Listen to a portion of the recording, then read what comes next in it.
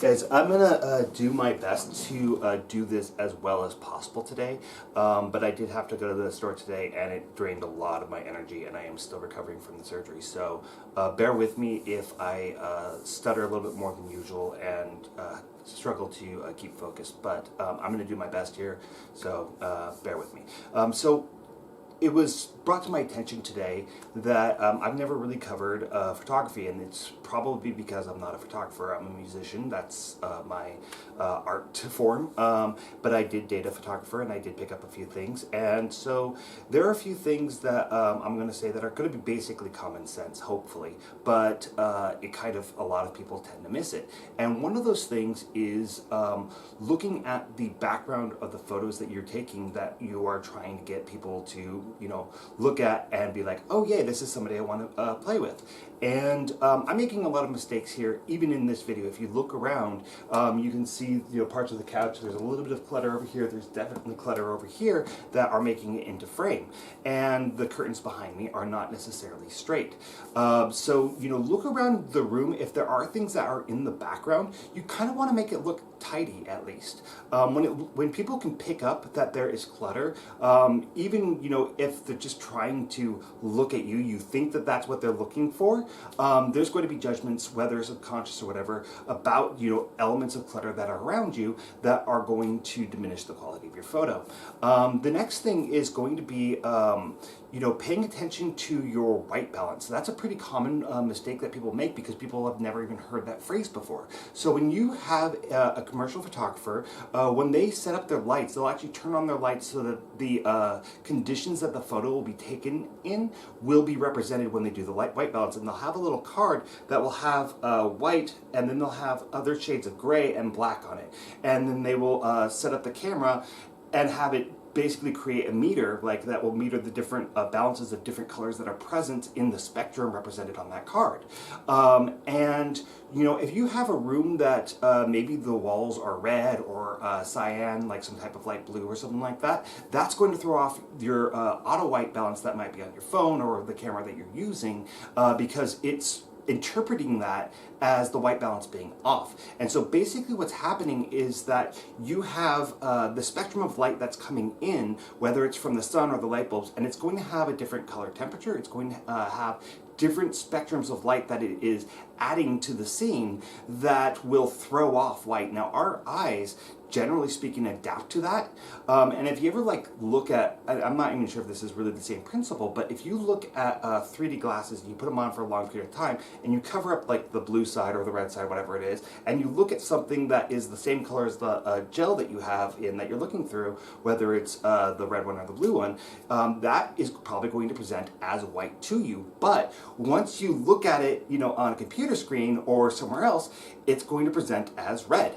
And so the camera might actually try to adjust based on different colors. If it's on an auto white balance setting, it's going to adjust to different colors that are present, which might throw off its ability to auto adjust your white balance. And the editing program that I use in my computer is called GIMP. It's a free one that you can get offline, open source and all that.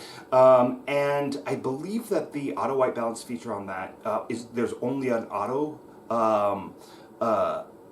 button available. There isn't one where you can actually go in and manually adjust, but I think in Photoshop there is. But generally speaking, you would do it in your camera because you're going to get a better quality base photo to work off of if you set the white balance ahead of time. So you might have to, if you're in a setting where your walls are very blue or very green or very red, there's a very prominent color that's in your background, you may have to go into your pro settings and actually adjust the white balance manually. And the way that you would do that is you just take a piece of paper, printer paper, hold it in front of the camera, let some of the background kind of show through, and you can take several different photos, and they'll usually, especially on phones, they won't necessarily have like the number values that they would do for the white balance, but they will have different automatic settings that are meant to adapt to different types of lights. So incandescent lights versus LED versus daylight versus cloudy days, those are going to have generally a pretty regular set of colors that those different light sources are going to be adding to your scene. And so going to those settings within your camera will allow it to say, okay, no, this is what the actual light source is. You need to ignore the background and then adjust to this. And in the example that I was given today, the white balance was off in a way that made the person's skin look red, which is a very common thing to happen when the white balance is off. So adjusting those settings will actually change what the color of the person, so they do or do not look like an alien in your photo. The next thing I guess we can talk about is going to be your exposure. And your exposure is how long the lens stays open in order to change the image that's being imprinted onto film. Now that's a little bit different now that we're going digital, but the principle is still the same. So if you're working in a low light situation where it's a lot more dim, then you're going to probably need more exposure going into that camera in order for it to take a good quality photo and actually get enough data in. If you don't have enough exposure when you're working in a dark situation, what ends up happening is that you end up with a photo that looks almost black, right? Which is not going to be the same thing as contrast. The contrast is stretching the difference between the lights and the darks. And the same thing can be true if you have too much light, right, and too much exposure, is that you end up on the other end of the spectrum where things that are lighter color may just wash out and become white. And then you get hot spots and things like that. And that can also be a lighting thing, but it also can be an exposure thing.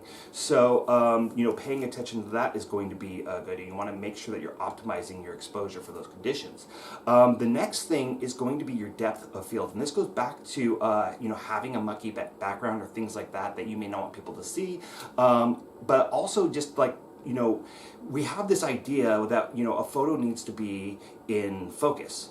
But a good photo, everything will be in focus. And if you're taking like a nature shot or something like that, where you just want to capture, mountains and trees and all that, then it's great if everything's in focus. But when you have, you change what's called your f-stop or your depth of field, this is going to be where the point of focus is per distance from the lens, basically.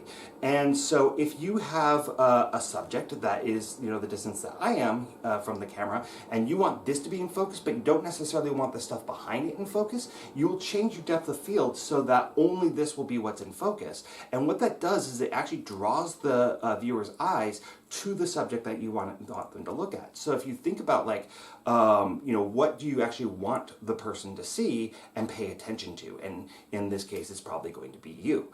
So you can play around with your f-stop as well as something that changes your depth of field.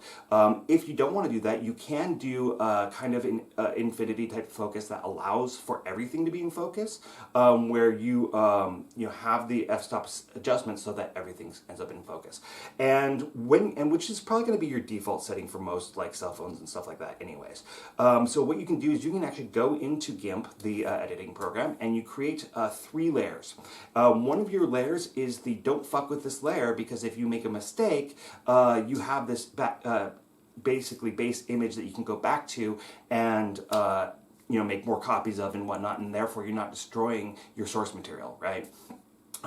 So what you would do is you would have one layer that's going to be predominantly for whatever you want people to be focusing on, and then you'd have another layer that would be the things that you don't want them to be focusing on. And so you can actually blur the layer that you don't want to have them focus on, put a layer, what's called a layer mask, on the one that you want them to focus on, and then you'll have like another little box over here that you need to select, which is going to be your layer mask, and it will be either black or white, with one color being the transparent, one color being the opaque, right? The opaque being the one that you actually see.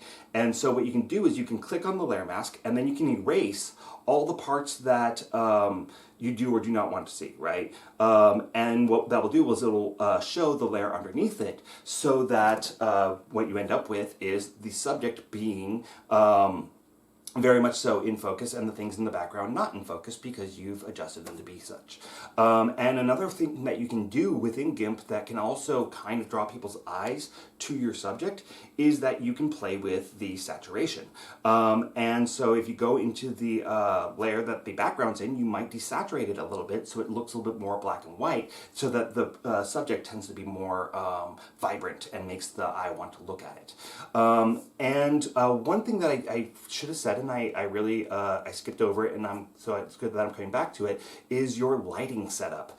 And so a lot of people make the mistake of using the flash that's on their phone or on their camera, and the thing about that is it's right where the lens is. And so when the flash hits the subject, assuming that it's a setup just like what I have here, where I'm standing right in front of the camera, because the light is hitting me here, it's going to flatten out the image. It's going to get rid of all the shadows, which are the contours that make your body look beautiful. So when you hit a straight on light here, it takes out all the definition, all the things that make that photo juicy, right? But if I were to set the lighting source at, let's say, 1:30 or 2 o'clock, it's going to hit me at an angle, right, where now it's going to be blocked by the muscle contours and skin contours of my body, and it's going to create little pieces of shadow. And so the reason why we do that is it's going to make me look, and it's going to make me pop a lot more, right?